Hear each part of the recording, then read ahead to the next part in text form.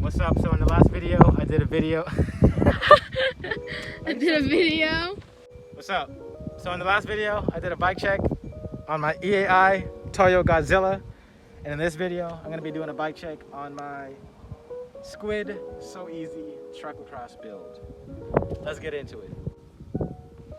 Starting off with the frame set, it's a 54 centimeter SQUID So Easy. It's a Tracklocross frame made by them. Well, it's made by BLB, but SQUID sells it.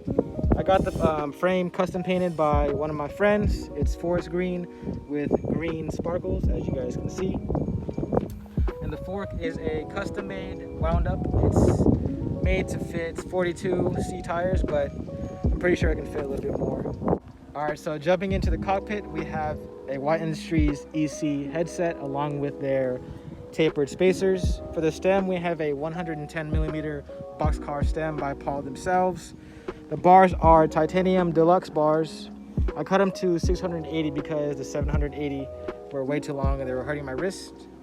I have PNW Components grips along with a SPURCYCLE bell. I have a K-edge mount for my WAHOO.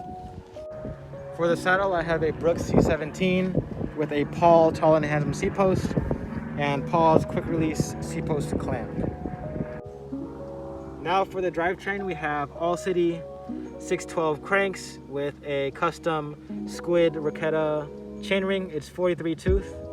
We have a D.I.D NJS racing chain along with an EAI Pro gold medal track cog 17 tooth.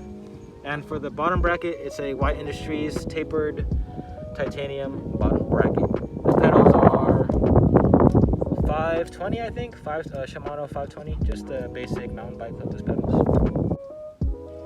Now for the wheel set. In the front, I have a 36-hole high flange Paul front hub laced to a AILERON velocity rim with DT double butted racing spokes. And for the rear, I have Paul's fixed word rear hub laced to AILERON's 36 hole as well.